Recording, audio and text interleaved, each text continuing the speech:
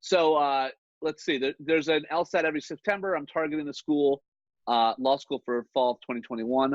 I'm trying to figure out a study plan that will utilize all of my prep time. So that's a good question. I mean, like, so you've got about a year. You're about 2 years out.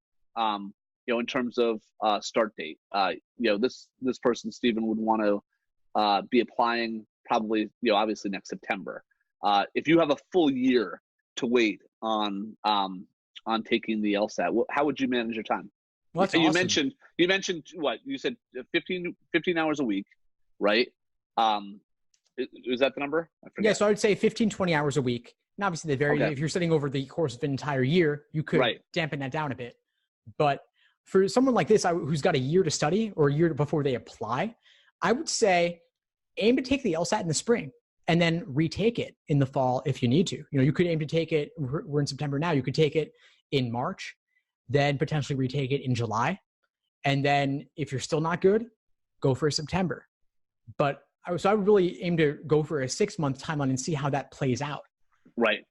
In terms of budgeting, like how would you say, look, I'm going to go in there and I'm going to kick ass and master the reading comprehension section. And then once I've done that, then I will turn my attention to logic games. Or how would you budget your time in terms of studying for different parts of the exam?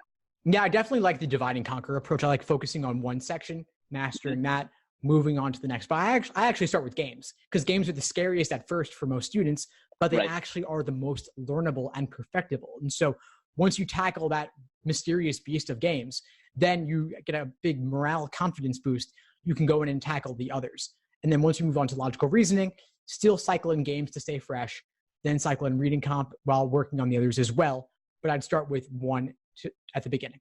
Thanks for tuning into the show. Please subscribe if you haven't done so already to be notified of new episodes as I release them.